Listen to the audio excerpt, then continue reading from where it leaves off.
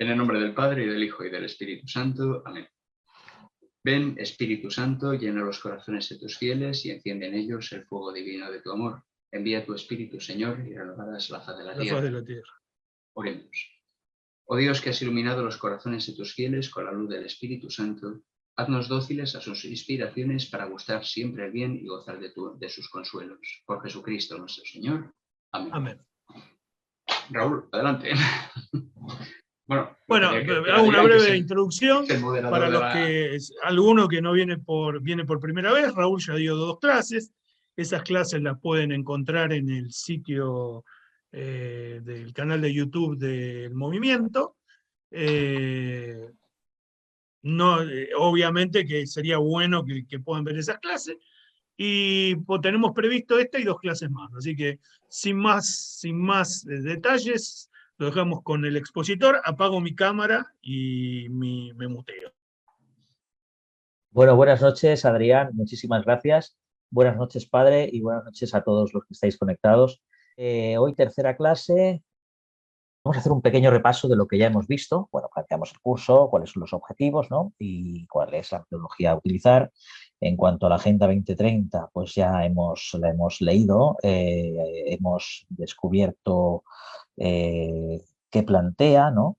A través de su lectura y sobre todo hemos explicado cómo interpretarla o mejor dicho, cómo decodificarla, ¿no? Porque con interpretarla siempre te pueden decir, bueno, es que claro, eso es subjetivo, cada uno lo interpreta a su manera y tú lo has interpretado de esta manera. Bueno, más que interpretarla sería decodificarla, ¿no? Cómo leerla realmente de una manera objetiva a la luz de qué, pues de cómo ella misma dice que se ha de leer en su mismo documento Transformando el Mundo y en aquellos documentos que dice ser heredera. Una vez que ya leímos la Agenda 2030 y sacamos unas primeras conclusiones, vimos también que esta agenda es compatible con una servidumbre para una implantación de una nueva configuración social mundial, ¿no? Es decir, ya en sí, la misma lectura de la Agenda 2030 pues es una prueba o un indicio fundamentado en que existe una pretensión de implantar una nueva configuración social a nivel mundial, ¿no? Que es lo que nosotros aquí en este contexto vamos a llamar nuevo orden mundial. Ya dijimos que el nuevo orden mundial pues tiene muchas excepciones y en este caso nos vamos a referir a él como esa configuración. Ya han habido muchas en la historia, pero se diferencia sobre todo en que los actores principales no son estados, ni imperios, ni países, a pesar de lo que pueda parecer, sino que son unas élites de poder supranacional y apátridas, ¿no? Que operan en todo el mundo y en todo caso cuando pueda manifestarse que algún Estado tiene cierta preponderancia no es más que un medio que utiliza esa élite, pero no, esa élite no representa a ese Estado. Bien, de la lectura de la Agenda 2030, o mejor dicho, esa misma lectura nos indicaba un poco la naturaleza de esa nueva configuración, ¿no? De ese nuevo orden mundial. Bueno, de hacer una primera lectura de la Agenda 2030 y de sacar estas primeras conclusiones, de ver que era compatible y un indicio ya en sí de que podía existir ese nuevo orden mundial y ver la naturaleza del mismo simplemente como consecuencia de su lectura, pues hicimos un salto y pasamos a introducir un poquito un nuevo orden mundial para después volver a otras agendas y otra vez volver a la Agenda 2030 que profundizaremos todavía más sobre ella. Pero ahora vimos necesario pasar a explicar con un poquito más de profundidad qué es ese nuevo orden mundial. Vimos quién quería implantarlo, a grandes rasgos unas élites de personas, ¿no? O grupos de poder que al parecer son los que están instrumentalizando o se sirven pues, de las organizaciones internacionales, que como veremos incluso han sido creadas por ellas, por esa misma élite.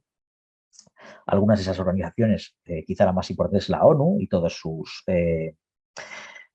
agencias, también a través de fundaciones, tanques de pensamiento, ONGs y, muy importante, fondos de inversión que también veremos. También vimos los motivos que pueden llevar a esa élite, ¿no? A desear ese nuevo orden mundial, ¿no? Porque a priori el poder y el dinero no son esos motivos. Vimos también, en cuanto a ese nuevo orden mundial, algunas de sus características. Hicimos una tabla comparativa entre lo que sería el orden natural y ese nuevo orden mundial, y también vimos el paso intermedio, que sería en el que nos encontramos ahora, ¿no? Que también explicamos ese paso intermedio ha llevado siglos, ¿no? Lo que pasa es que sí que es verdad que ahora estamos ya quizá en el final de ese paso intermedio y a punto ya de solaparnos con ese nuevo orden mundial. Bien, también vimos qué medios utiliza esa élite o esos grupos de poder para implantar ese nuevo orden mundial. Dijimos que para implantar ese nuevo orden mundial era una condición sine qua non destruir el orden natural, porque es antagónico a él.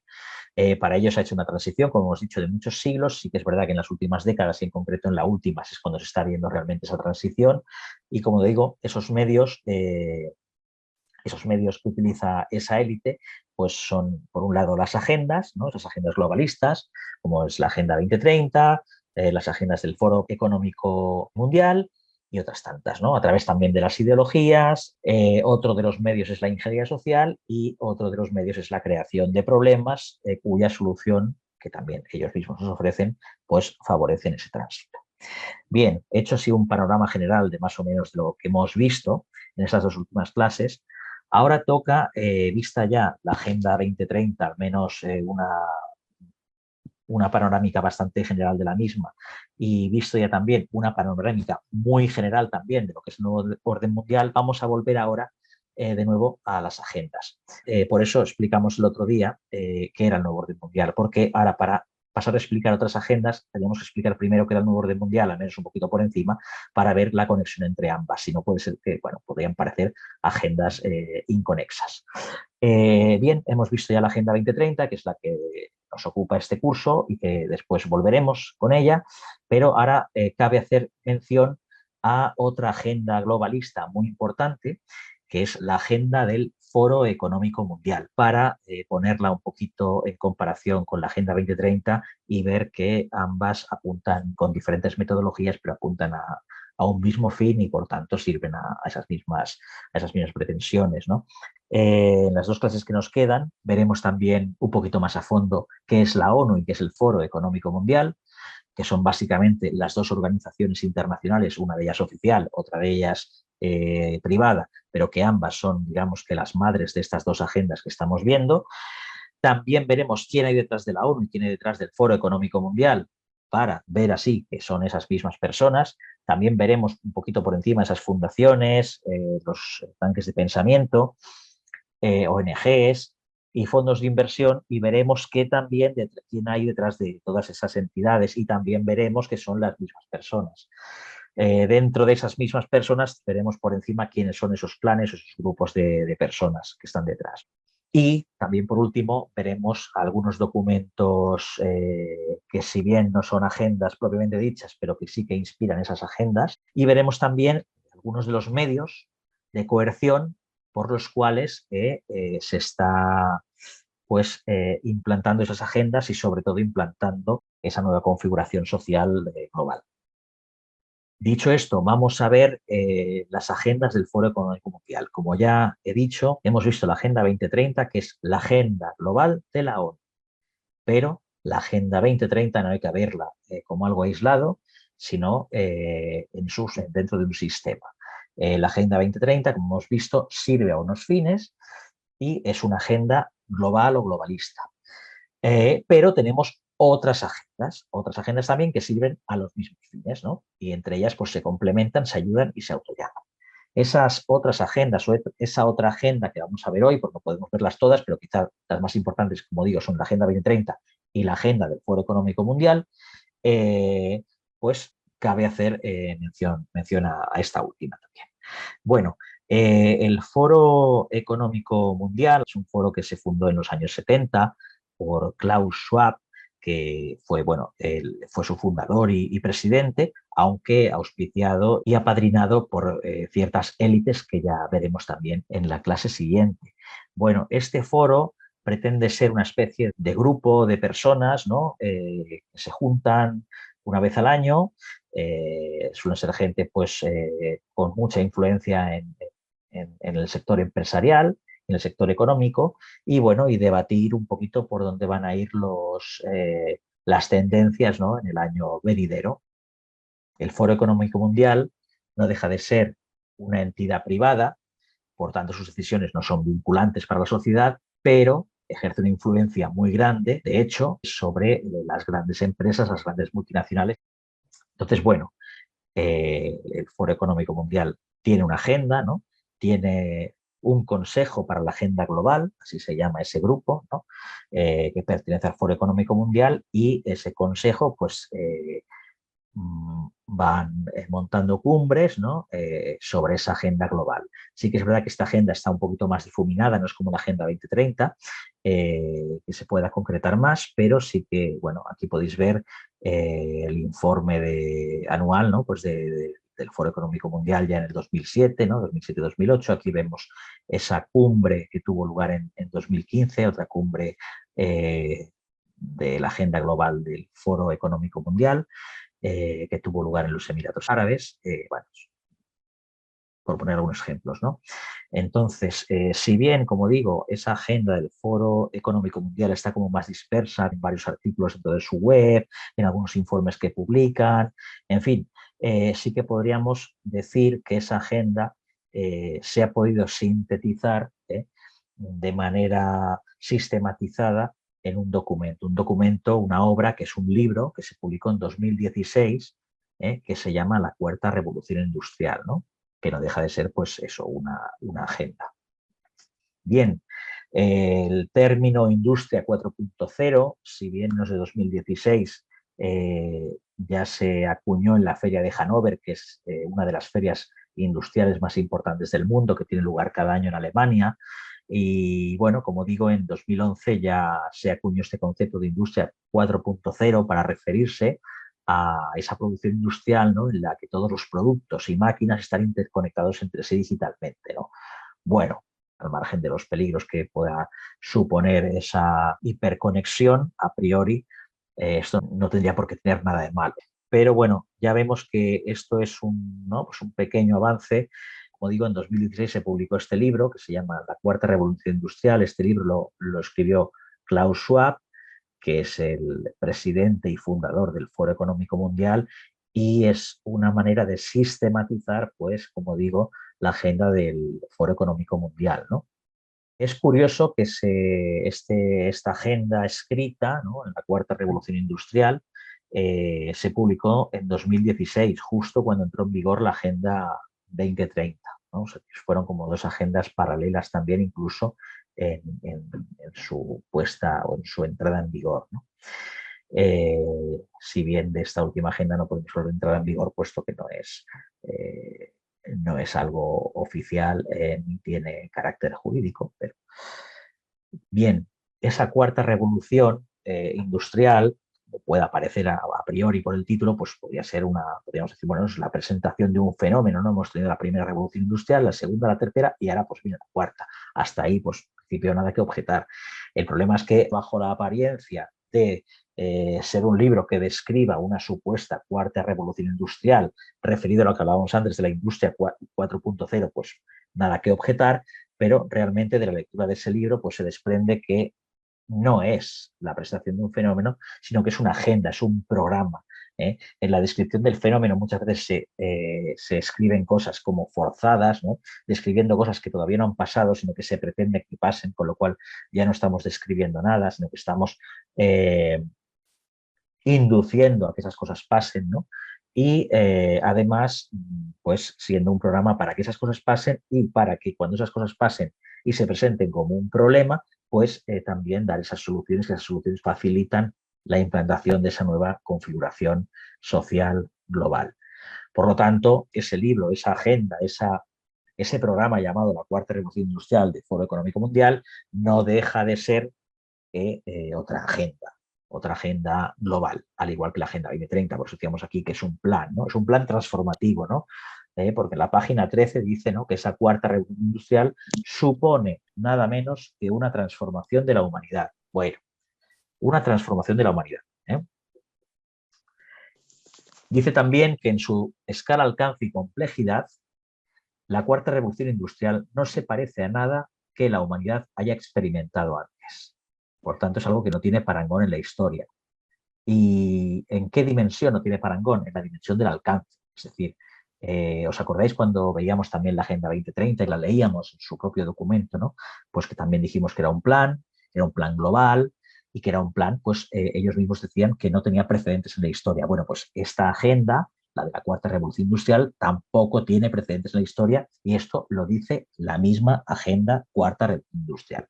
Aquí, al igual que hicimos con la Agenda 2030, nos limitamos a leer lo que ella misma dice. Bueno, dice también, ¿no?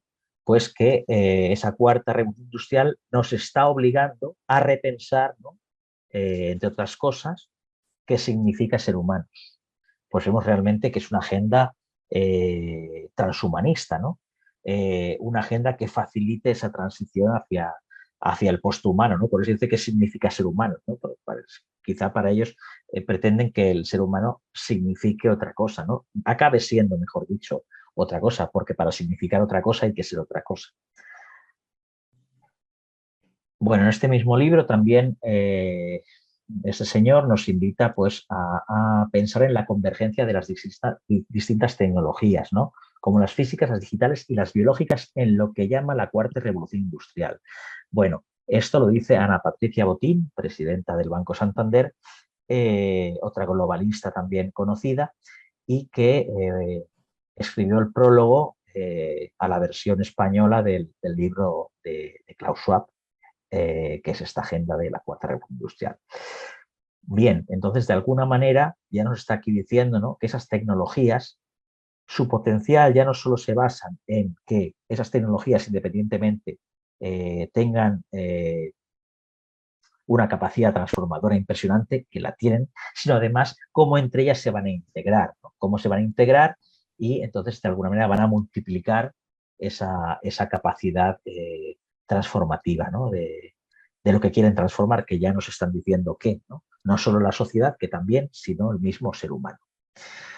Bien, son tecnologías, como digo, convergentes. ¿Cuáles son esas tecnologías? Pues hay otras más, pero aquí en este caso cita la inteligencia artificial, el IoT, ¿no?, el Internet de las Cosas, la biotecnología, la computación cuántica, ¿no? Y como dice, pues que como a través de la fusión de esas tecnologías, ¿no?, en los niveles físico, digital y biológico, pues que ya nos lo estoy diciendo, ¿no?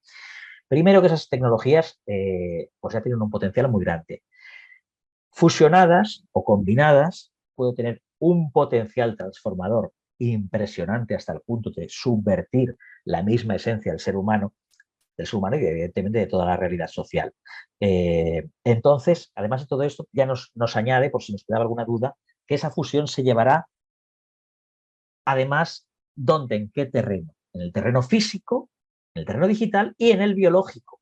Es decir, que la biología se va a fusionar con esa tecnología, ¿no? De ahí también una prueba más de que esto va por el camino del transhumanismo, ¿no? Bueno, aquí ya también nos habla de que esa cuarta revolución industrial no solo consiste en máquinas y sistemas inteligentes conectados, esto es lo que hablábamos antes, ¿no?, lo que en la Feria de Hannover en 2011 se definió como Industria 4.0, al margen de los peligros que podemos hablar de la ciberseguridad, de la protección de datos, de la privacidad, pero al margen de eso, o si conseguimos esas tres dimensiones, controlarlas, no tendría por qué ser nada malo que lo que se define como Industria 4.0, que es esto, una conexión entre máquinas, ¿no?, y sistemas inteligentes sabemos, muy entre comillas, ¿no?, y conectados. Bien, pero es que ya nos dice el mismo libro que esta agenda llamada la Cuarta Revolución Industrial va más allá de eso. Va más allá de eso. Bueno, ¿y dónde está ese más allá? Pues ese más allá se refiere a que también se van a introducir las variables relacionadas con la secuenciación genética hasta la nanotecnología. Bueno, si ya estamos hablando de antes de una convergencia de tecnologías muy potentes, que además se van a dar también en el campo biológico, y ya me está diciendo además que esas tecnologías también van a ser la secuenciación genética y la nanotecnología, bueno, pues realmente vamos hacia una revolución realmente, pero ya no industrial. Aquí está la trampa, no es una cuarta revolución industrial, es una revolución de la misma esencia del ser humano, Dice también esa agenda: los gobiernos y las instituciones se están reinventando, como también lo están haciendo los sistemas de educación, salud y transporte, entre muchos otros.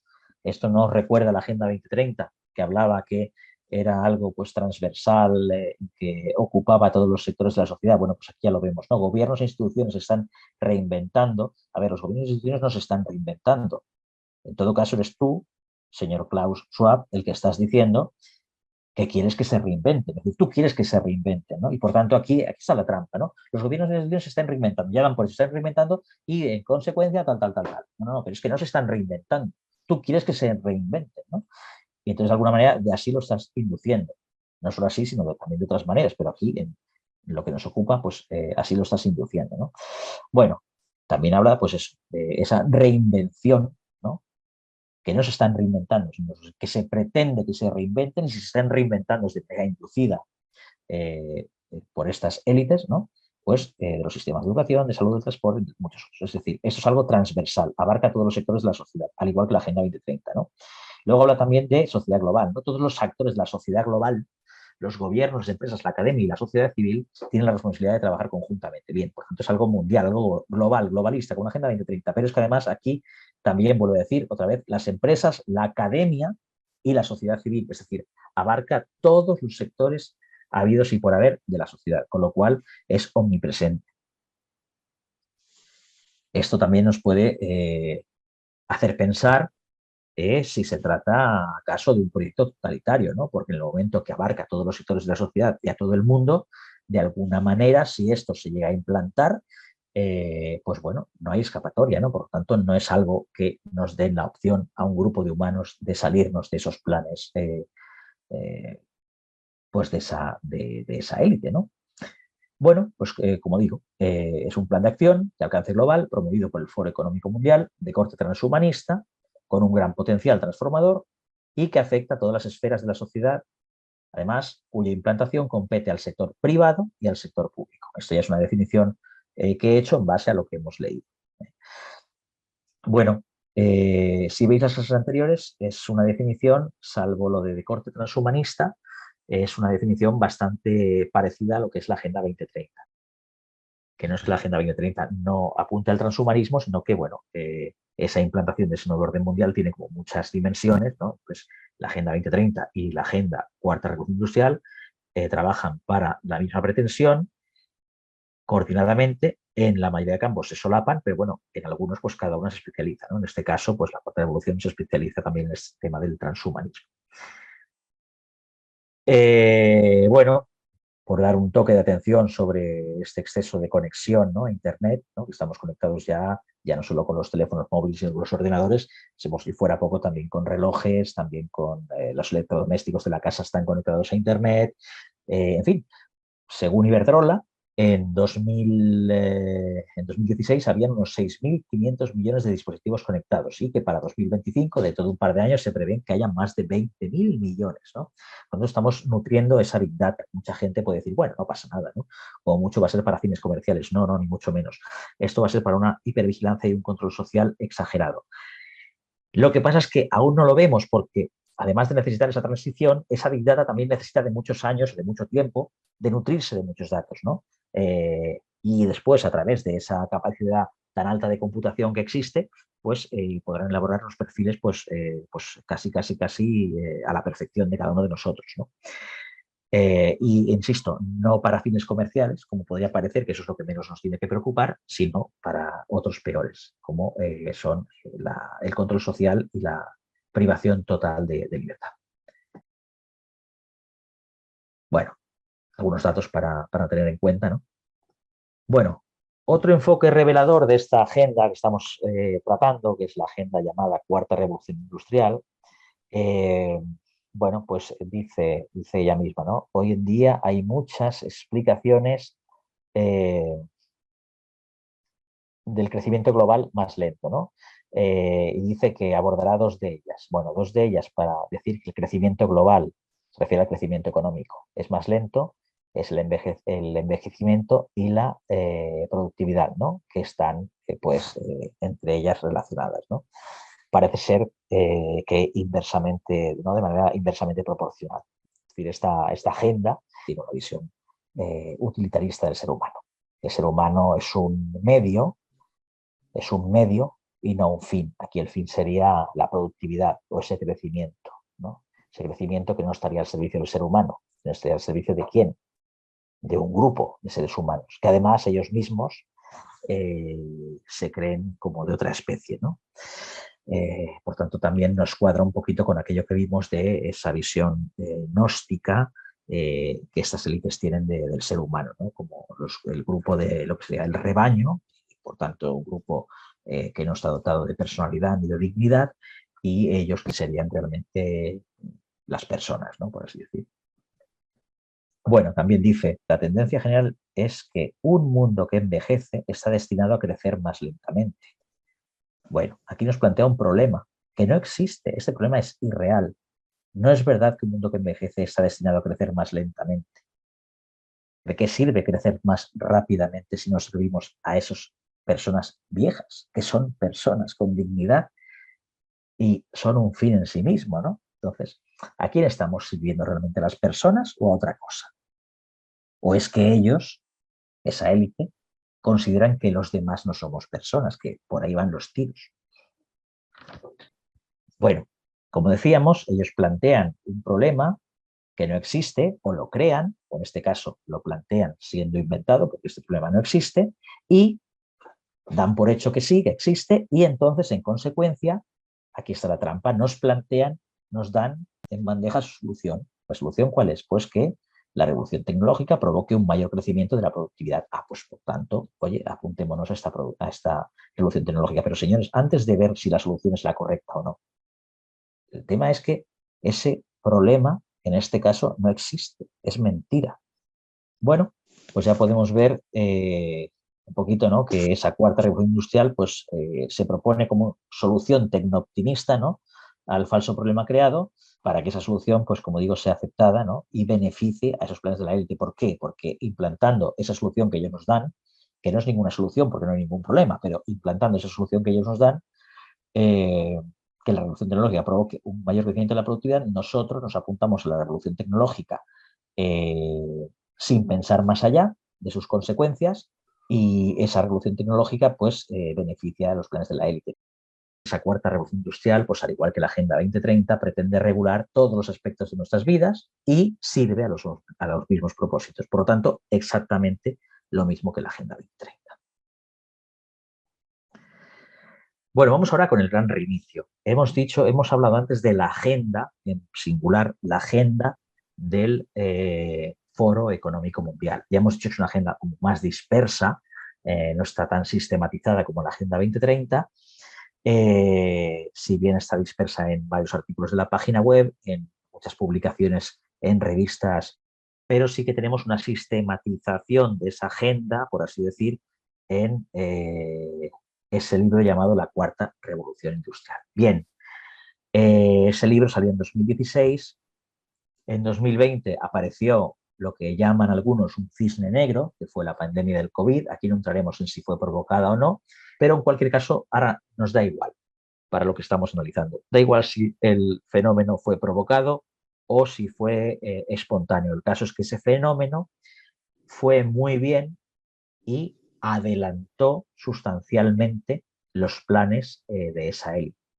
ya que gracias a todo lo que pasó, los confinamientos, el miedo, pues cedimos, ¿no?, pues a ser pues, de alguna manera más controlados, ¿no? Quien nos hubiese dicho que hubiésemos sido capaces de enseñar un pase, ¿no?, un código QR para entrar en un restaurante, ¿no? Hace 3 años, 4 años nos hubiésemos reído, ¿no? No nos hubiésemos creído. En cambio, de esta manera, todo el mundo, o casi todo el mundo, ha pasado por el aro, incluso la gente más resistente y más rebelde ha pasado por el aro, ¿no? Con lo cual, bueno, esto, independientemente de que fuera una medida correcta o no, que insisto, esto no es objeto de debate en este curso, pero lo que sí que está claro, es algo evidente, es que esa medida ha hecho que se interiorice y que se normalice ese control extremo, ¿no?, por parte de, pues, en este caso, en España, pues de la Unión Europea, ¿no?, que nos dio el pase verde para poder ir a los restaurantes, ¿no? Pues, bueno, como esa Unión Europea podía de alguna manera controlar quién estaba vacunado, quién no, y aquellos que no estuvieran vacunados, pues no tener ciertos derechos, ¿no? Derechos básicos como la libre circulación, ya no estamos hablando de privilegios. Así que, bueno, pues esto es un ejemplo de cómo esas medidas han forzado, o han, mejor dicho, han ayudado, han catalizado la implantación de esas agendas. Bien, entonces, en el Foro Económico Mundial vieron como el COVID pues era una gran oportunidad, como llaman ellos, ¿no? Para reiniciar, ¿no? la sociedad. Entonces, bueno, pues, presentaron este libro, un libro que se llama El Gran Reinicio. Es un libro que escribió la misma persona que escribió el libro de la Cuarta Revolución Industrial, que no es más que Klaus Schwab, presidente y fundador del Foro Económico Mundial, en el cual, pues, bueno, hace una propuesta para transformar el modelo económico tras la pandemia. Es un poquito lo mismo que lo de la Cuarta Revolución Industrial y que la Agenda 2030, pero bueno, como sintetizado y como argumentando que ahora más que nunca es necesario, ¿no? Si antes, no sabe, pues sí que es verdad que la Agenda 2030 entró en vigor en 2016, pero había avanzado muy poquito hasta 2020, y en 2020, gracias a la pandemia, pues ha podido avanzar muchísimo, ¿no? Sobre todo, insisto, en todo lo que es control social. Y entonces, bueno, pues el gran reinicio no ha sido más que una segunda sistematización o un apéndice a esa agenda del Foro Económico Mundial llamada la Cuarta Revolución Industrial, pues como una actualización, ¿no? Un update 2020. Bueno, pues le ponemos ese anexo al libro. Podríamos decir que sería como algo así, ¿no? Como un anexo a la primera agenda. Por tanto, el libro La Cuarta Revolución Industrial como después, cuando salió el libro COVID-19 del Gran Reseteo, podríamos decir que ambos juntos serían esa agenda global del Foro Económico Mundial. Este gran reseteo pues, fue presentado en la sede del Foro de Davos. Bueno, Foro de Davos, decimos Foro de Davos, Foro Económico Mundial es lo mismo. Coloquialmente hablamos también de Foro de Davos, pues se reúnen en la ciudad de Davos. Bueno, pues en mayo de 2020 fue presentado. ¿Fue presentado por quién? Por Klaus Schwab y por el príncipe Carlos. Leyendo un poquito por encima el libro del Gran Reinicio, ¿no? Pues nos dice en la contraportada mismo, ¿no? Dándole la vuelta al libro, nos dice desde su entrada en la escena mundial, la COVID-19 ha hecho saltar, esto está citado literalmente, ha hecho saltar por los aires las premisas establecidas sobre el modo de gobernar los países, la convivencia y la participación en la economía global. Bueno, COVID-19, el Gran Reinicio es una guía, que ya dice que es una guía, porque una guía es un plan, un programa, una agenda, ya pues como guías, los sinónimos, no es una guía, para entender, entre otras cosas, qué hace falta para crear un mundo más inclusivo, resiliente y sostenible. Es decir, ellos ya nos van a decir cómo hay que crear ese. Primero nos dicen que hay una necesidad de crear ese mundo, ¿no? Más inclusivo, más resiliente y sostenible. Y que eso gracias a la COVID-19 nos hemos dado cuenta que eso era necesario, ¿no? Y entonces ellos nos van a decir cómo, ¿no? Qué es lo que hace falta cambiar para crear ese mundo más inclusivo. Muy bien. Entonces, bueno, este libro, ¿no? Ya dice que ofrece un análisis preocupante y un análisis esperanzador porque la COVID-19, que ha provocado la mayor crisis de salud pública del siglo, ha generado una enorme devastación económica y empeorado las desigualdades que existían. Creamos el problema, ¿no? Y ahora damos la solución, pero la fuerza del ser humano reside en su capacidad para tomar su destino en sus manos y proyectar un futuro mejor. Eso también es cierto, nada que objetar. Ahora bien, este libro nos muestra por dónde empezar. Es decir, hasta aquí, muy bien, la fuerza del ser humano reside en su capacidad para tomar su destino por sus propias manos y proyectar un futuro mejor. Perfecto, ¿quién está en contra de esto? Ahora bien, ahora viene, no estaba la media verdad, ahora la mentira. Este libro nos muestra por dónde empezar. O sea que eso sí, si estás de acuerdo en que el ser humano tiene la capacidad de tomar las riendas de su propio destino, por lo tanto, tienes que estar de acuerdo, cuando no tiene por qué ser así, en todo lo que este libro nos va a decir, ¿no? De cómo hacer eso. Bueno, esto ya nos dice que esto es un plan, ¿no? Además es un plan sin parangón, porque es una agenda que sale como un poco espontánea, a raíz de esa pandemia, ¿no? Es como, bueno, vamos a aprovechar ese cisne negro, que ya, insisto, no entro si ha sido creado o no creado por ellos mismos, pero vamos a aprovecharlo para, tenemos un problema, vamos a dar unas soluciones, que quizás las soluciones que demos probablemente no atajen ese problema, pero sí que aparentarán atajarlo y además nos conducirán a una nueva configuración social mundial como hemos diseñado ya años atrás. Bien, viendo la tabla de contenidos o el índice del libro, pues vemos que nos habla de 3 reinicios, del macro, a nivel micro y a nivel individual, ¿no? Entonces, a nivel macro nos habla de un reinicio geopolítico. Por tanto, ya estamos viendo que esto es algo global, globalista, ¿no? Con pretensiones que abarcan a todos los países, ¿no? También es un reinicio económico y social, ¿no? Por lo tanto, transversal, ¿no? Nos afecta, como decíamos antes, es omnipresente, afecta a todas las esferas de nuestra vida y de nuestras relaciones con los demás, ¿no? Y bueno, también es un plan que pretende, dicen ellos así, redefinir nuestra humanidad. Por tanto, ya no solo es transformador, sino que además es transhumanista. Ya nos está diciendo que aquí lo que nos va a transformar, lo que nos va a cambiar es nuestra humanidad, nuestro propio ser. Bueno, aquí podéis ver, esto se ha sacado de la web del Foro Económico Mundial, ¿no? El mapa, ¿no? Un poquito de ese gran reseteo, ¿no? A todas las dimensiones que afectaría, como veis, ¿no? Pues pretenden con esta agenda tocarlo un poquito todo, ¿no? Bueno, diferencias del gran reinicio con la Agenda 2030 y con la cuarta revolución industrial, ¿no? Bueno, el gran reinicio, más que una agenda en sí, es una agenda catalizadora de otras agendas, ¿no? De otras agendas que ya estaban en marcha, como son la Agenda 2030, que es la agenda global de la ONU, y como es la agenda llamada Cuarta Revolución Industrial, que es la agenda global, pero en este caso del Foro Económico Mundial. Bueno, pues el gran reinicio sería una subagenda que cataliza la velocidad de implantación de las otras 2 agendas. ¿Y cuáles son las semejanzas con la Agenda 2030 y con la Cuarta Revolución Industrial? Pues que está alineado totalmente, ¿no? Con esas otras agendas ya en marcha. O sea que por un lado es un catalizador de su implantación y por otro lado evidentemente está totalmente alineado en las pretensiones de las otras 2 agendas.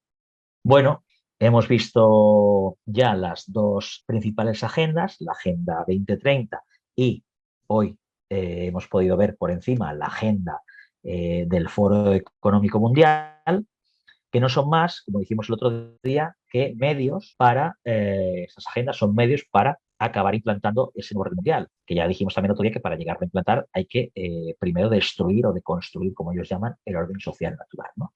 Bueno, ya hemos visto 2 de esos medios, que son la Agenda 2030 y la agenda del Foro Económico Mundial. Hay otros medios que también citamos el otro día, como son las ideologías, que veremos en la próxima clase, la ingeniería social, que alguna cosa hemos dicho, y esa creación de problemas cuya solución favorece el tránsito. Bueno, entonces nos faltaría por ver qué es la ONU y quién hay detrás de la ONU. ¿Por qué? Vamos a ver la ONU. Bueno, porque la ONU es la organización internacional de la cual emana la Agenda 2030. Por lo tanto, debemos ver un poquito más en profundidad qué es la ONU. Veremos también qué es el Foro Económico Mundial, también llamado Foro de Davos. ¿Por qué? Por lo mismo, porque de ese foro emana la agenda llamada Cuarta Revolución Industrial y la subagenda llamada Gran Reinicio. Veremos también otras organizaciones internacionales, como pueden ser la Unión Europea, que son secundarias, pero son de alguna manera servidoras de la ONU. Veremos también algunas fundaciones que bajo el paraguas de ONGs y de tanques de pensamiento lo que hacen realmente es influir en la sociedad y subvertir, crear problemas artificiales y favorecer, ¿no? De esa manera también la implantación de esas pretensiones que tiene esa élite, ¿no? Y sobre todo también el método o la herramienta más fuerte, además de las agendas, son esos fondos de inversión, los cuales están participados en su mayoría por esas mismas élites que quieren subvertir ese orden natural. Veremos también en las próximas clases cómo actúan esos fondos de inversión, cuál es su método y cómo realmente se están llegando a apropiar de toda la riqueza, ¿no? Veremos también qué personas o qué grupo de personas hay detrás de cada una de esas organizaciones. Veremos también, si nos da tiempo, algún otro documento que, si bien no son agendas, pero son documentos que han influido en la redacción de esas agendas. Y veremos, por último, algunos de los medios de coerción que está utilizando el sistema para llevar a cabo esa nueva configuración. Si ya hemos dicho que esos medios eran las agendas, las ideologías, la ingeniería social y la creación de problemas, pues por medio, transversalmente tenemos esos medios de coerción, ¿no? Que muchas veces, pues sin ser aparentemente violentos, pues están, nunca mejor dicho, violentando la esencia de la sociedad misma. Y bueno, como me he comprometido, hoy la clase iba a ser más corta, motivo por el cual podemos, si os parece bien, y sobre todo si le parece bien a los organizadores, Adrián y el padre, aquí presentes, pues podemos hacer una breve ronda de preguntas, comentarios, o si por el contrario queréis, lo dejamos aquí. Muchas gracias. Gracias a vos, Raúl, y bueno. Buenas noches. Buenas noches. Gracias, Raúl. Cada vez aprendo más cosas.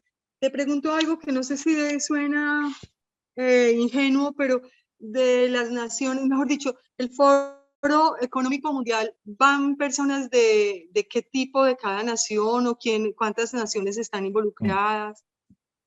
Sí, mira, el Foro Económico Mundial lo forman una serie de personas cerradas y determinadas. Y además está financiado por esas élites. Pero los participantes en los encuentros que hay cada año que organiza el Foro Económico Mundial, si te refieres a eso, los participantes no van en tanto que nacionales de una nación, sino en tanto que representantes pues de alguna multinacional, de alguna empresa, de un sector financiero.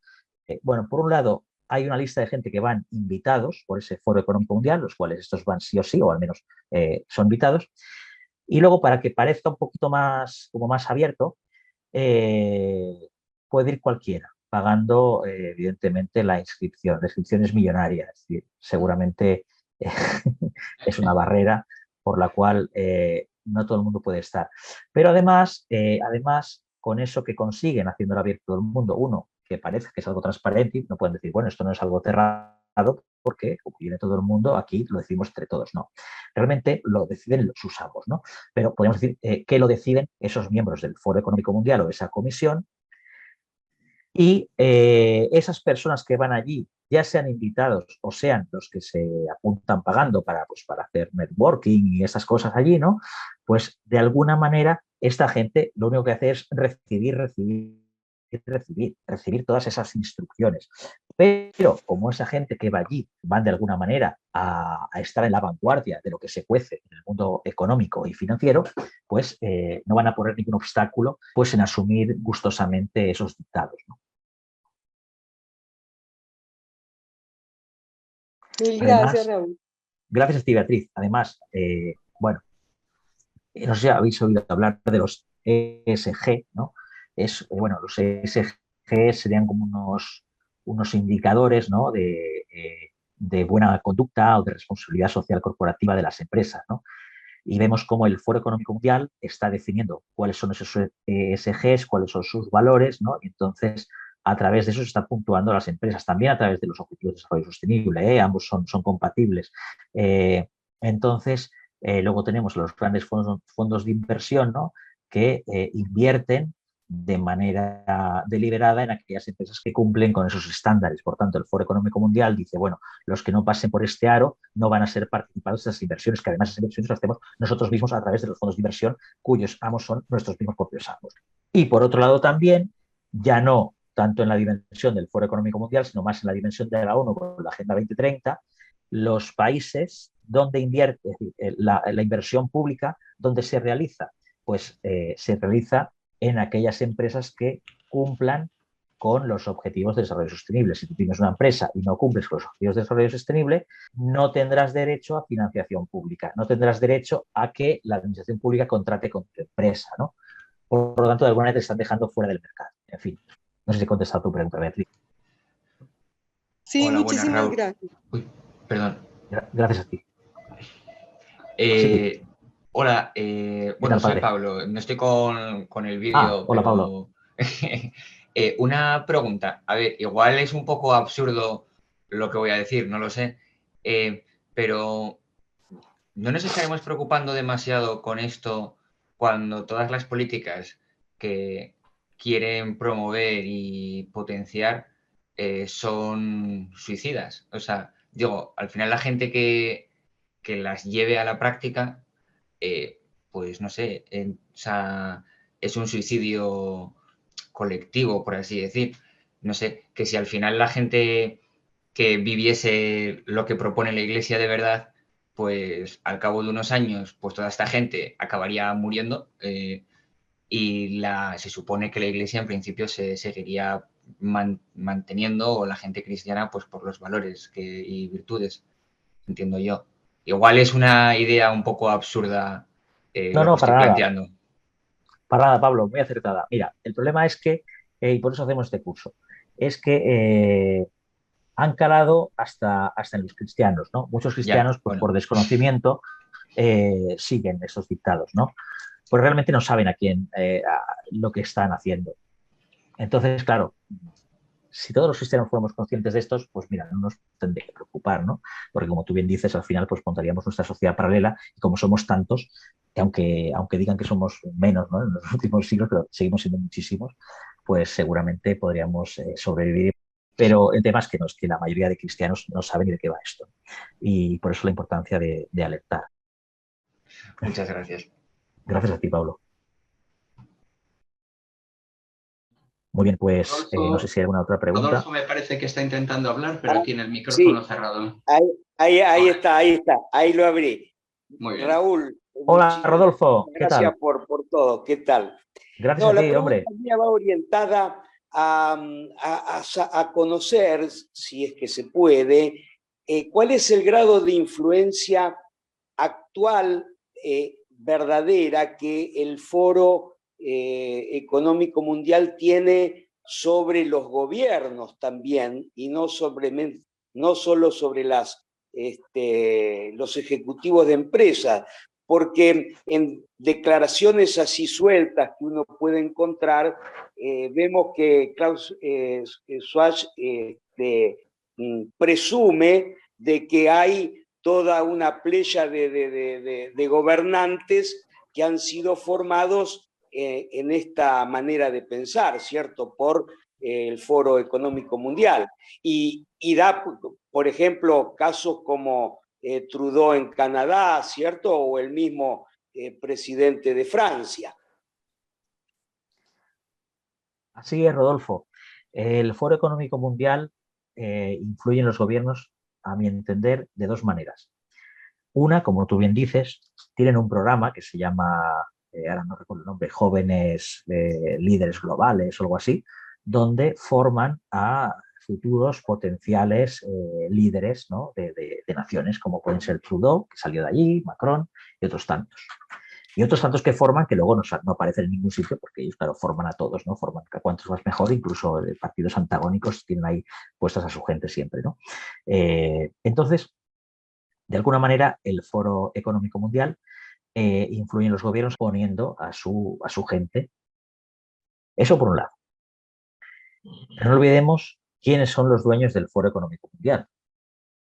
Entonces, realmente quien quiere influir no es el Foro Económico Mundial, sino sus dueños. Sus dueños influyen en el gobierno de las naciones a través del Foro Económico Mundial, a través de esos programas que estamos diciendo de formación de líderes.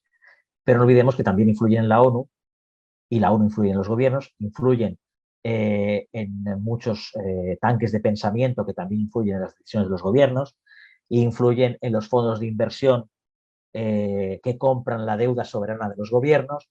Entonces, bueno, al final influyen de muchas maneras. Pero bueno, en cuanto al Foro Económico Mundial como tal, sí influye de esa manera que hemos apuntado, ¿no? Que tú apuntabas muy bien, formando a líderes que después en el futuro van a ser presidentes de gobierno.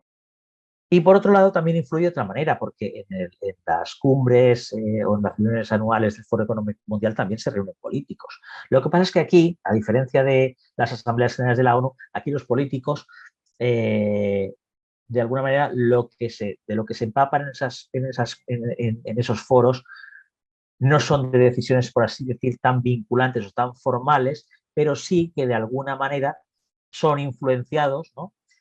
Consciente e inconscientemente, depende de cada cual, de esas estrategias a nivel económico, empresarial y financiero que tiene pensado el Foro Económico Mundial. Por lo tanto, a esos gobernantes que acuden a las reuniones anuales del foro, por un lado, no les queda más que pensar que si van en contra de esas directrices pues no van a ir por buen camino.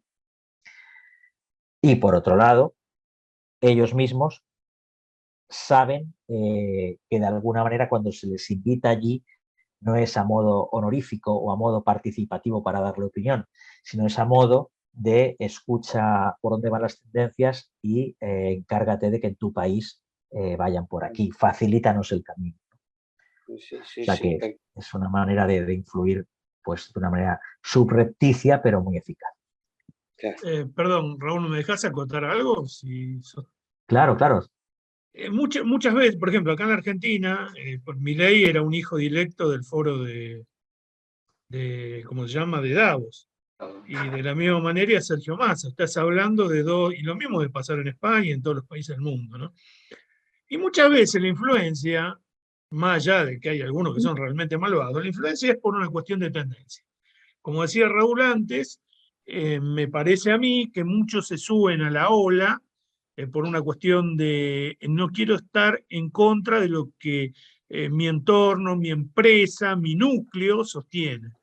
Es como no sé si vieron las charlas TED, que se sube uno a un foro y hay un montón de gente que escucha y esa gente dice, sí, la cosa viene por acá y no hay mucho filtro crítico al asunto. Por ejemplo, el ejemplo que se me ocurre ahora es, el año pasado estaban hablando que después de la pandemia había que reajustar la inflación, que el dólar había quedado un poco desfasado. O sea, que el valor del dólar era muy caro. Entonces, ¿qué hicieron?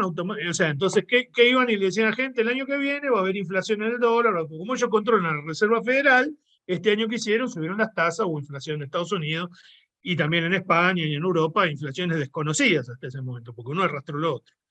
Y era un poco porque el valor del dólar como que era más caro. Bueno. Entonces, ellos tiran ese tipo de cosas terroristas, el grupo de los pensadores lo asume, más allá del grado de compromiso que tienen, porque uno siempre tiende a pensar que esto es una confabulación satánica donde todos adoran al demonio. A veces son simplemente estupidez o falta de espíritu crítico, que los hay, los que planifican, los que tiran todo esto, obviamente que están en algo, pero muchas veces simple estupidez o simple decir, bueno, si yo quiero estar en el poder y quiero buscar mi entorno de poder y tener el apoyo internacional, tengo que seguir estas ideas.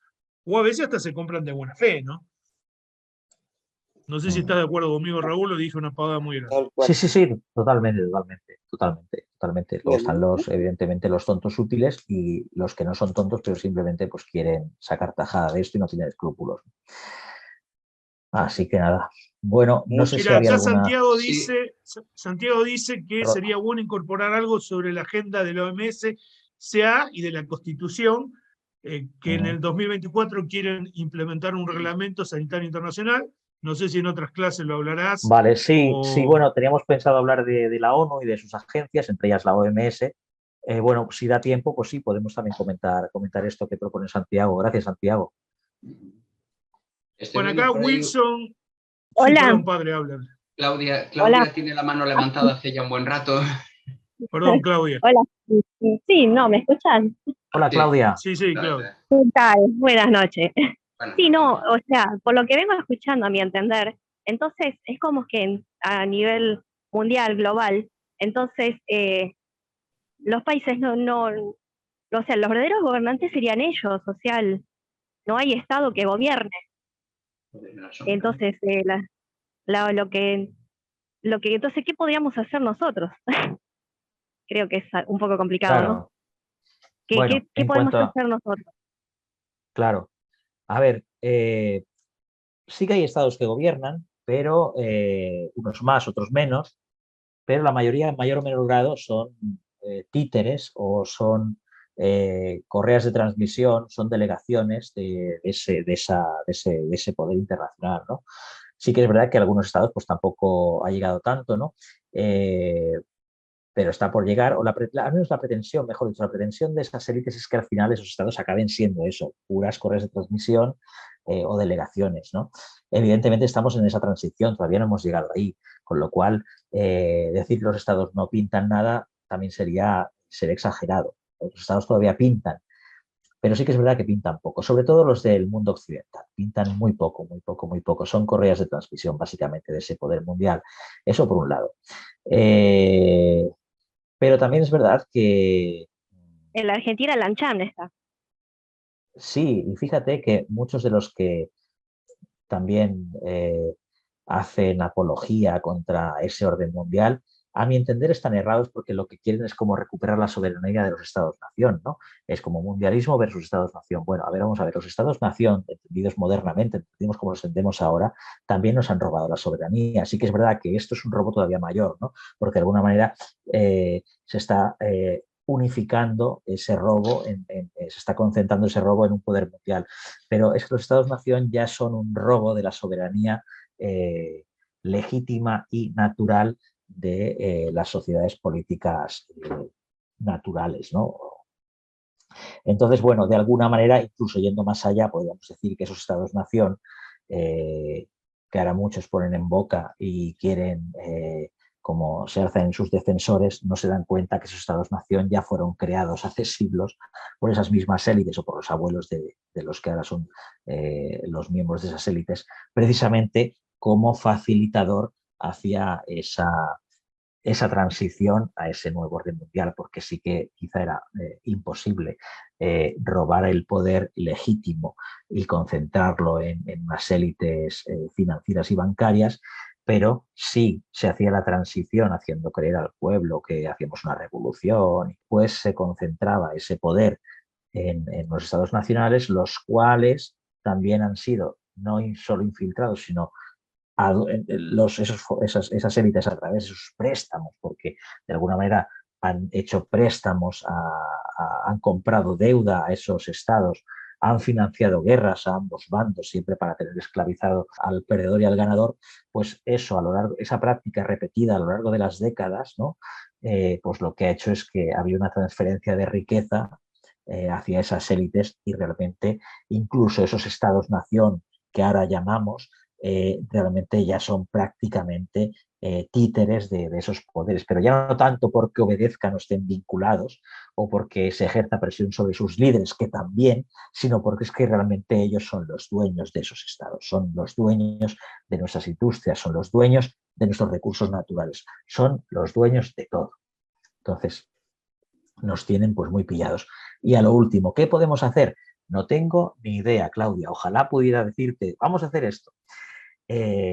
Se me ocurre que podemos rezar mucho, se me ocurre también que podemos resistirnos en la medida de lo posible en nuestro microámbito, y se me ocurre también que tenemos que intentar despertar a todos aquellos que tenemos a nuestro alrededor. Con esto creo que podemos hacer mucho, y también creo, por otra parte, que es lo único que podemos hacer. Bueno. Raúl, creo que había, a ver, algunas otras preguntas. A ver, ¿se puede compartir la idea? Dice Wilson Barrueta. La idea de que los presidentes de las naciones ya son elegidos y adoctrinaron las reuniones del BIL, de verdad, o Foro Económico Mundial, como afirma la periodista Cristina Martín Jiménez. Bueno. Sí, bueno, esto ya ha quedado contestado con lo que hemos hablado antes con Rodolfo, ¿verdad? Que efectivamente sí, a través de ya sea el Foro Económico Mundial, que era la pregunta en concreto que hacía Rodolfo, pero eso lo podemos hacer extensivo a estas otras entidades, pues sí, efectivamente, esos líderes pues ya son formados, adoctrinados e influidos desde todas esas instancias. Dice Nancy, tiene dos preguntas. Nancy Villafani. Dice, ¿cómo planteamos las ideologías sin que nos cuestione la discriminación del ser humano? Primero, y después dice, la guerra de Ucrania-Rusia, ¿cómo modifica la situación económica de estos planes? Mira, la guerra Ucrania-Rusia es otro cisne negro, al igual que la del COVID-19 y otros tantos que nos van a venir.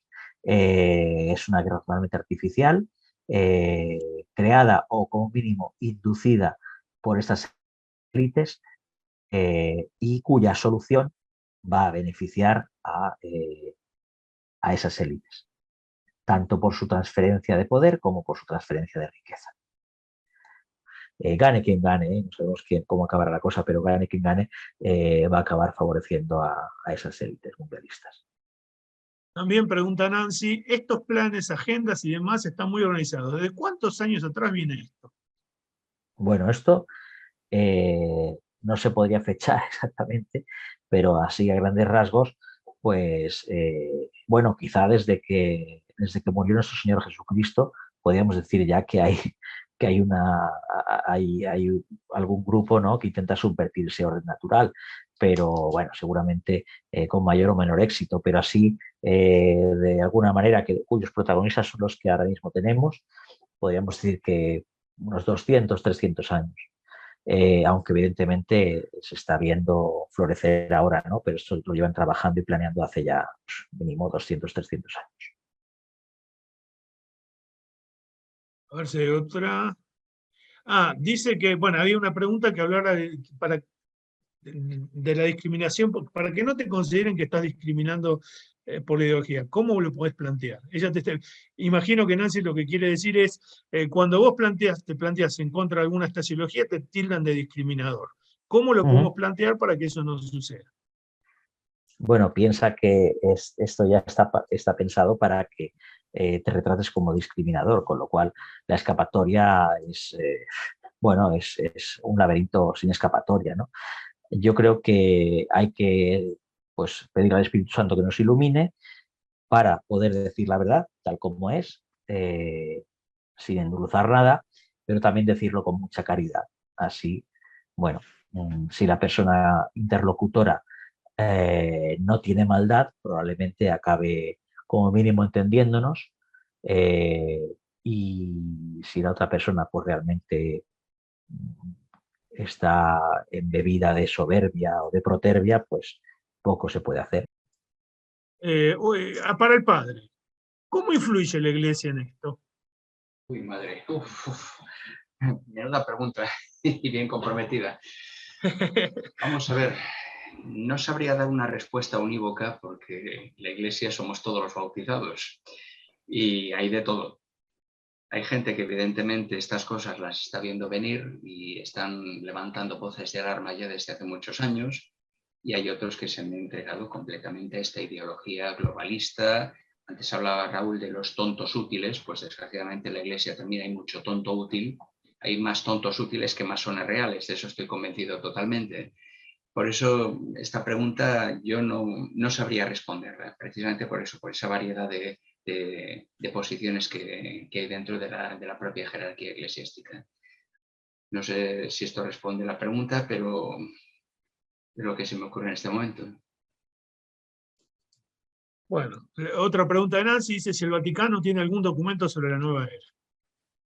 Lo desconozco. Vamos. Yo creo que sí, algo decía. Yo creo que sí, algún dicasterio, sí, algún dicasterio, no recuerdo ahora, Nancy, te lo buscamos y te lo... Sí, dice que sí, que tiene. Me consta que no recuerdo el título, pero ya tiene unos cuantos años y no sé ahora mismo qué dicasterio fue, si el de Doctrina de la Fe o fue otro distinto. Pero dice que Nancy lo tiene. Bueno, Nancy, si lo conseguís, la próxima clase, en otra clase les digo el nombre. Sí, Nancy. Gracias, Nancy. Bueno, ¿alguna pregunta más? Si no, le pedimos al Padre la bendición y Perdonad, nos vamos a dormir. Perdonad, sí, yo solo quería añadir una cosa, a preguntar, preguntar si la Iglesia alemana entra en todo este plan, con este grupo de planes.